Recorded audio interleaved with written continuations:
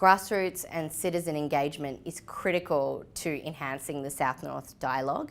It's critical to actually influencing global decision makers, and it's why we've made sure that citizens and grassroots are engaged as part of our advocacy towards organisations like the UN and world leaders in support of issues like the Global Partnership for Education and achieving SDG 4, quality education for all.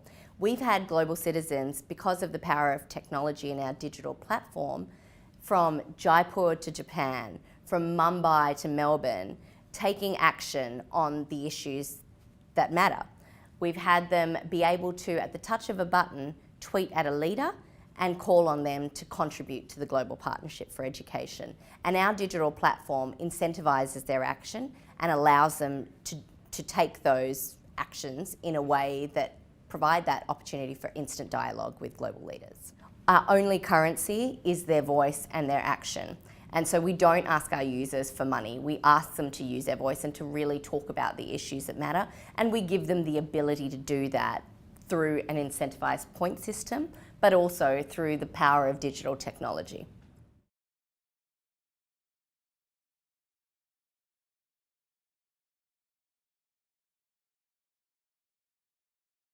The theme of today is about South-North dialogue, and I think it's really important when we're thinking about community voices to redefine the idea of dialogue.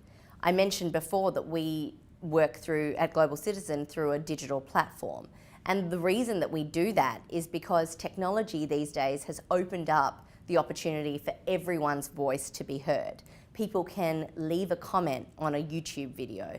People can send a tweet to a world leader. They can share an Instagram photo, and that's all a different way of using their voice, and it's a different way their voice can be heard. What we believe is really important is then to convert their voice into a way of them taking action on an issue that matters, for example, on global education. So what we want people to do is not just be able to share their voice, but convert that voice strategically to a voice of action. And that can be something as simple as attaching a message to what they say, calling on a world leader or a corporate leader to do the right thing in terms of the Sustainable Development Goals. And as part of Global Citizen, we incentivise them taking those actions. So we provide them with points, and each point unlocks the opportunity for them to attend an exclusive event, such as our Global Citizen Festival. And the idea of dialogue is that when they attend those global events, not only have those isolated actions combined into a powerful force that's talked to world leaders and that we can amplify to world leaders, but they get to see the response. And that's the nature of dialogue from the world leaders when they come on stage and actually announce a commitment in respect of, for example, the Global Partnership for Education, about what they're going to do on the issue. So dialogue is a two-way process, and technology can unlock how that happens and how quickly that happens and the scale of the response.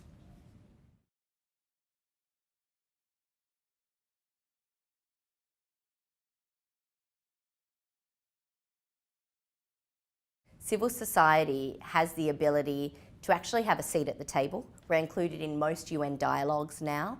We're part of dialogues such as the African Union, such as the Commonwealth Heads of Government. The G20 has a whole arm for civil society engagement, the C20. And as part of organisations that are service providers, civil society provides an opportunity for them to partner with the organisations that can amplify the work they're doing, tell governments in a way that they can't why their work is important, and also hold governments accountable for the promises that they make to those service delivery organisations. So civil society needs to be involved, but it also has another role to play in terms of amplifying the voices of everyday citizens. The idea of civil society is a representative function. We're only as powerful as the citizens behind us.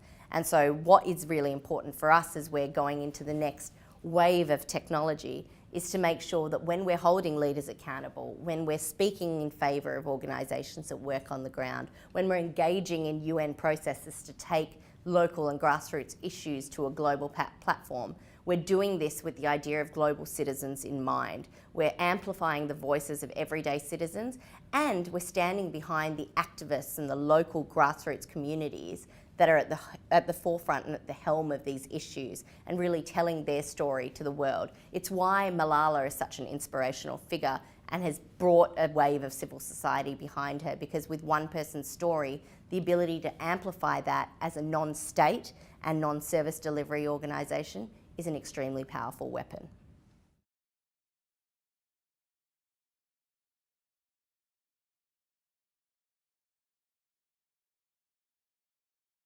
So I'm really excited about this because I think innovation is central to addressing educational challenges, not just in terms of education on the ground, which I'll speak to in a minute, but in terms of education advocacy. We're going to need to have different tools at our fingertips. Our smartphones right now are our biggest weapon, because with the press of a button, we can share what we feel with the world, with our leaders, and also encourage them to listen to us by continuing to post. Everyone has a voice. So conversations on education that today are driven by a tweet, you would have seen Rihanna had a tweet storm just before the GP replenishment.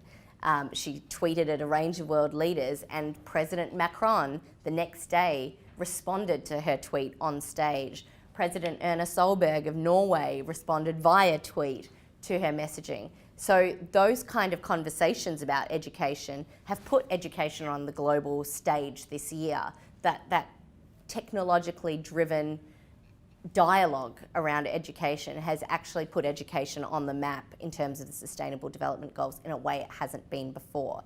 And conversations, we need to think about what the next iteration of this looks like, because conversations that today are driven by a tweet, tomorrow might be driven by blockchain technology, by vlogs, by chatbots. And we have to keep pace with technology to ensure that we keep engaging in those dialogues, that we provide the opportunity as global citizen to our global citizens via our digital platform to keep having those conversations, whatever the next iteration of that technology looks like. On top of that, there's a great opportunity in terms of alleviating educational challenges through technology. People right now are restricted from learning because of where they live, the circumstances they live in, and frankly, their lack of connectivity. Digital technology in particular, but also innovative ways of learning and innovative ways of providing access to learning can unlock a whole generation's ability to learn.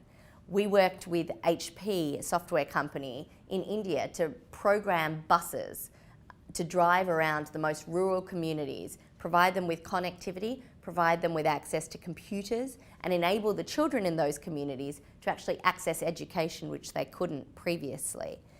Digital technology can also change the way students learn, and teaching them about how to harness and use digital technology can actually prepare them for the future. Right now, the jobs that we are thinking about every day are going to be obsolete in 10 and 20 years.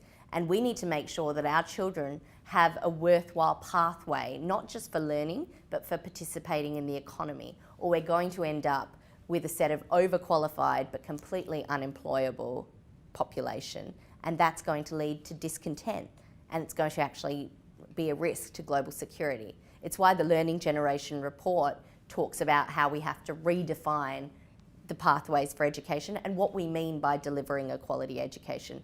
And we're encouraged to see governments like the government of Argentina putting the future of human capital and the future of learning on the radar for organisations like the G20 to talk about.